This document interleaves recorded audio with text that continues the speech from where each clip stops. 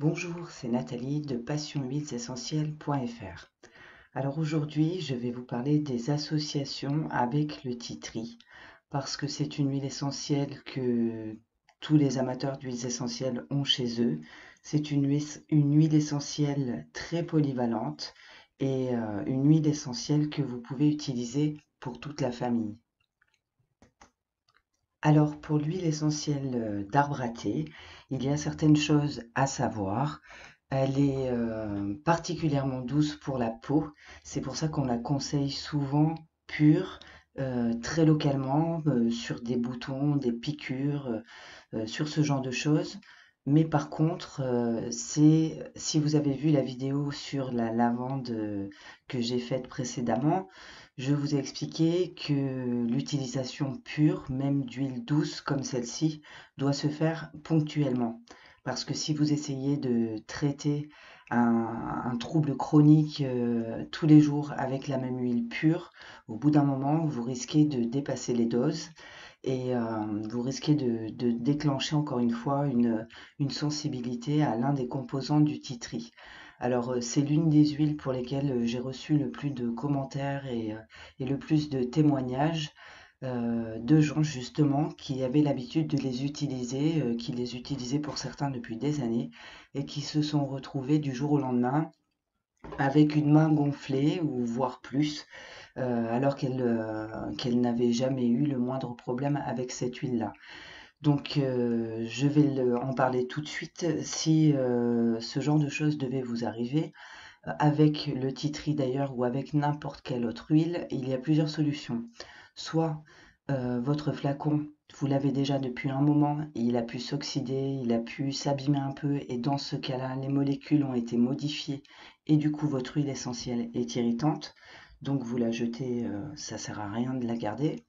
Soit vous avez changé de marque, et dans la nouvelle marque que vous avez, il y a sûrement un composant qui prend le dessus sur les autres, et qui ne vous convient pas. Ou alors, ça peut être aussi un problème de qualité, mais c'est assez difficile de le savoir.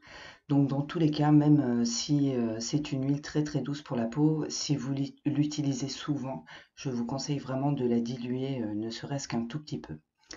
Alors, le tea tree est une huile essentielle qui s'oxyde facilement, un peu comme les huiles d'agrumes. D'ailleurs, c'est une huile très très volatile, donc il faut la reboucher très rapidement.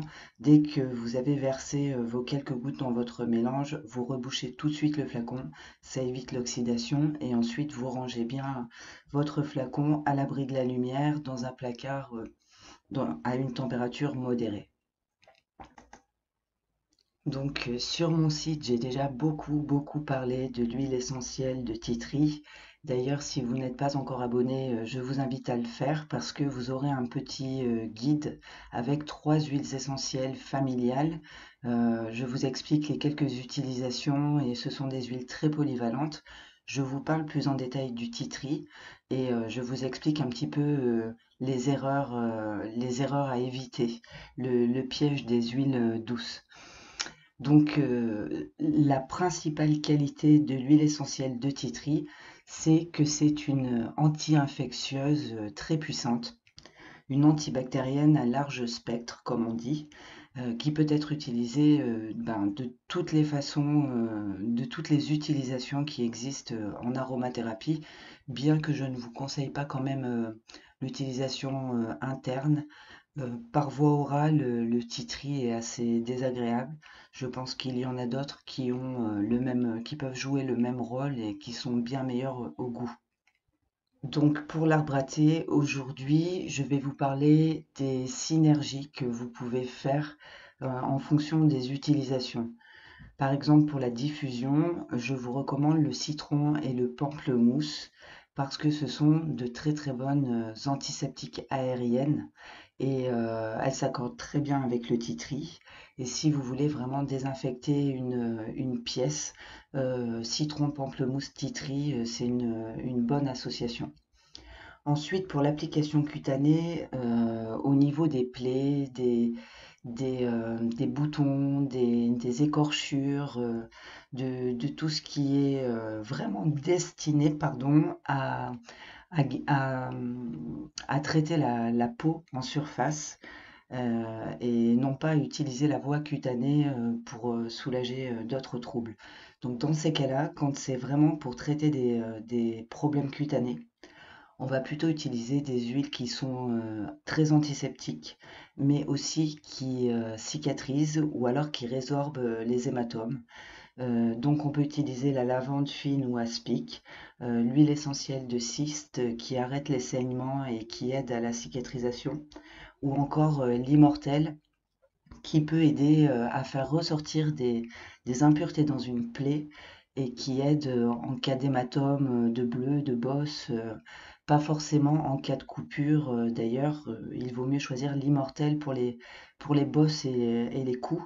Et une huile comme la lavande ou comme le titri pour des plaies ouvertes.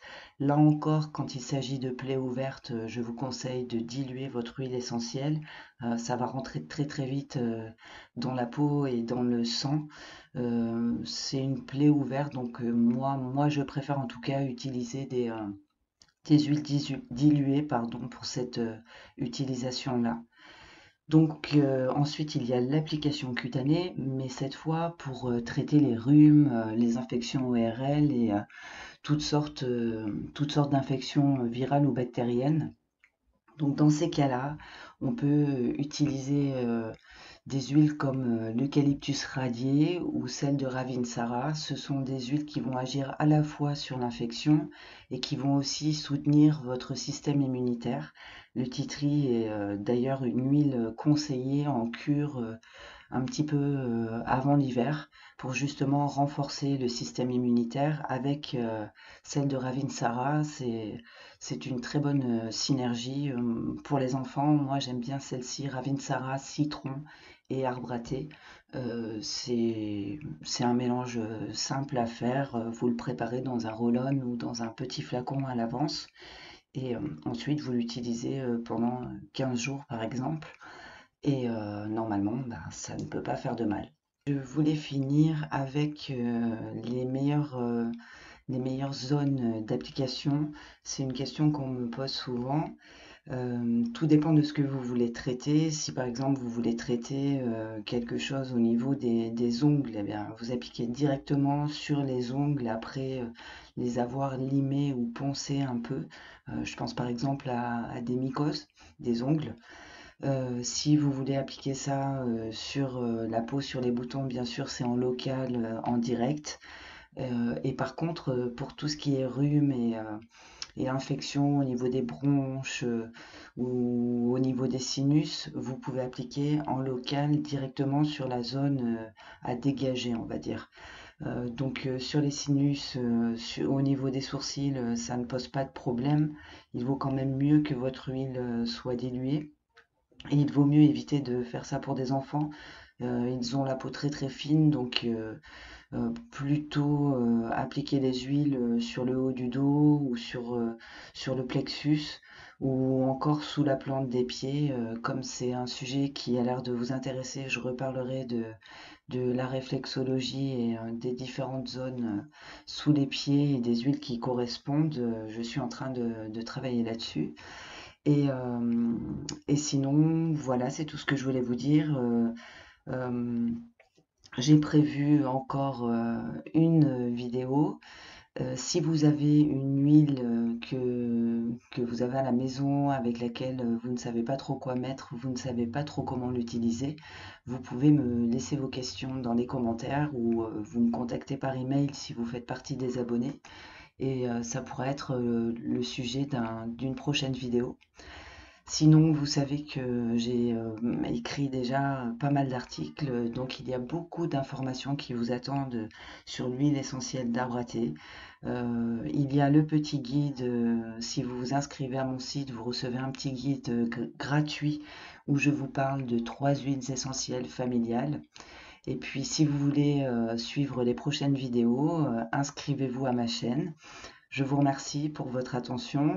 N'hésitez pas à me donner vos avis, vos suggestions. Je sais que j'ai reçu beaucoup de questions. Je vais les traiter individuellement, mais certaines vont être abordées dans de futurs audios parce que je pense que ce sont des sujets qui peuvent intéresser tout le monde. Donc voilà, je vous souhaite une très bonne journée ou une bonne soirée et je vous dis merci de me suivre et à très bientôt.